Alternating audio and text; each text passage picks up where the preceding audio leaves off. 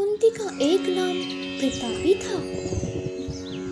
पृथा पुत्र अर्थात कुंती पुत्र अर्थ दोनों की ही सेनाओं के मध्य में उपस्थित ताऊ, चाचा, दादा, परदादा, गुरु, मामा, भाई, पुत्रों पोतों को देख रहे हैं। महाभारत को इसलिए ही तो धर्म युद्ध कहा गया है।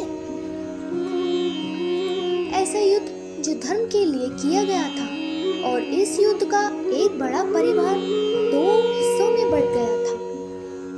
आधे संगे संबंधी एक तरफ और आधे दूसरी तरफ। हर किसी को फैसला करना था कि वह युद्ध में किसका साथ देना चाहता, दुर्योधन का या अर्जुन का।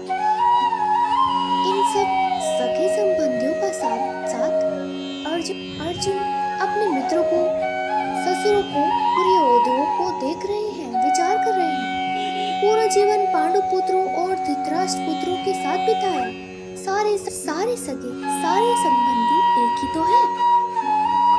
दोनों पक्षों में अपने ही तो लोग हैं, किंतु अब अपनों के ही दो पक्ष बन चुके हैं। उसमें से एक पक्ष शत्रु का है। हर किसी से अर्जुन की लड़ाई नहीं थी, लेकिन अब युद्ध में वो उसके शत्रु थे और उसे उनके साथ लड़ना होगा। अपने करीबी एकदम अर्जुन के सामने खड़े थे, लेकिन शत्रु पक्ष में उन उपस्थित संपूर्ण बंधुओं को देखकर वह कुंती पुत्र अर्जुन अत्यंत करुणा में युक्त हो शोक करते हुए श्री कृष्ण से कह रहे हैं। यही तो शुरुआत होती है दोस्तों, आरंभ होता है अर्जुन के विषाद का, जिसके लिए संपूर्ण गीता की रचना हुई। कृष्ण को मार्गदर्शन के लिए एक ऐसी रचना करनी पड़ी जो हमेशा हमेशा के लिए हर किसी को सही राह पर चलने के लिए प्रोत्साहित करती रही है और आगे भी प्रेरित करती रहेगी। युद्ध की बात करना आसान नहीं होता है, युद्ध करना कठिन। ऐसा ही दोस्तों हम सबके साथ होता है। ऐसी शंका का सॉल्यूशन भगवत गीता से श्री कृष्ण के द्वारा हमें मिलता है। दुखी अर्जुन कहते हैं, हे कृष्ण, युद्ध क्षेत्र में डटे हुए युद्ध के अभिलाषी इस स्वजन समुदाय अपनों को देखकर मेरे अंग शिथिल हुए जा रहे हैं, जैसे अंगों में शक्ति ही ना हो और मुख सूखा जा रहा है तथा मेरे शरीर में कंपन व रोमांच हो रहा है। ना जाने कितने ही बार ऐसा हम सबके साथ होता है। युद्ध के सम्मुख होते हैं तो जैसे शक्ति खत्म हो जाती है। परीक्षा की घड़ी के समय पर भी ऐसी ही घबराहट होती है ना। अर्जुन अपने दुख को बता रहे हैं। उनका दुख दोस्तों हमारी दुविधाओं के से अलग नहीं है। चाहे हम परीक्षा दे रहे हों, चाहे बिजनेस करने जा रहे हों, चाहे कोई बड़ा मैच खेलने जा रहे हों, कितने ही ऐसे मौके आते हैं स्वयं को अर्जुन की अवस्था में पाते हैं। लगता है जैसे कि हम युद्ध के लायक ही नहीं हैं। युद्ध हम कर ही नहीं पाएंगे। अर्जुन के हाथ से उनका गांडीव धनुष गिर रहा है और त्वचा भी बहुत जल रही है तथा उनका मन भ्रमित सा हो रहा है, इसलिए वे खड़े रहने में भी समर्थ नहीं है। विश्व का सबसे बड़ा योद्धा अर्जुन हताश है।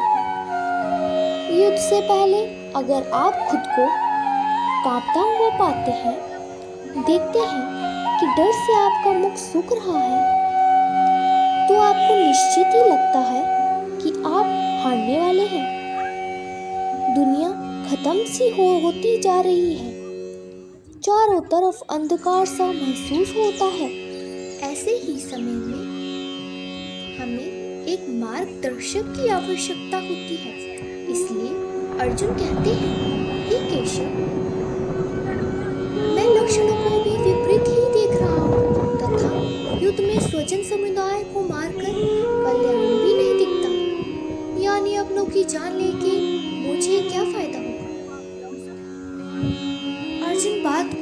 कष्ट रखते हैं, डर में स्वर्ग व्यर्थ लगता है। अर्जुन कहते हैं, हे कृष्ण, मैं ना तो विजय हो चाहता हूँ, न राज्य, और ना ही मैं सुखों को चाहता हूँ। हे गोविंद, हमें ऐसे राज्य से क्या प्रयोजन है, अथवा ऐसे भोगों से या ऐसे जीवन से क्या लाभ है। इस विशाल में, इस शंका में, डर या घबराहट में घुटना अर्जुन सब कुछ छोड़ देने को, त्याग देने को तैयार है। धन दुनिया उन्हें कुछ भी नहीं चाहिए।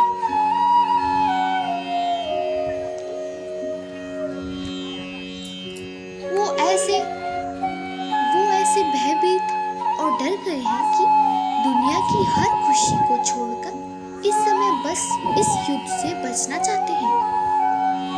इन्हीं लक्षणों को हमें भी पहचानना है, ताकि ऐसी अवस्था में हम भी वह कर सकें जो कृष्ण बताएंगे। अर्जुन कहते हैं, हम जिनके लिए राज्य, भोग और सुख आदि अभिष्ट हैं, वे ही ये सब धन और जीवन की आशा को त्याग कर युद्ध में खड़े हैं। सोचिए, जीवन का हर युद्ध, हर काम हम अपनों के लिए करते हैं। हमारा सारा काम, सारे फायदे और सारी सुख शांति, भागदौड़ सिर्फ और सिर्फ अपनों के लिए ही होती है। और यहाँ पर हमें अपनों को ही मारना पड़ रहा है। इससे बड़ी क्या दुविधा होगी। अब वही अपने आप को मारने के लिए खड़े हैं और आप को भी उन्हीं को मारना पड़ेगा। ऐसी दुनिया किस काम की? यही उलझन अर्जुन के मन में है। अर्जुन के सामने खड़े हैं उनके गुरुजन, ताऊ, चाचे, लड़के, दादी, मामाएं, ससुर, पौत्र, साले और भी कई सारे संबंधी लोग। अर्जुन अपने हर संबंधी को करीब से पहचानना चाह रहे हैं और पहचान के उन्हें बता रहे हैं। अगर आप युद्ध करने का निर्णय लेते हैं, तो क्या आप यह कह सकते हैं कि मैं इस शत्रु को मारूंगा और इसे नहीं? युद्ध में तो हर कोई एक सैनिक होता है, और अगर वह शत्रु पक्ष से हो तो आपने उसको मारना ही होगा। यही है अर्जुन की जो वो बता रहा है। हे मधुसूदन, मेरे मारने पर अथवा तीनों लोगों के राज्य के लिए भी मैं इन सबको मारना नहीं चाहता। फिर पृथ्वी के लिए तो कहना ही क्या। देखा दोस्तों, 3 लोगों के राज्य को भी अर्जुन नहीं मारना चाहता।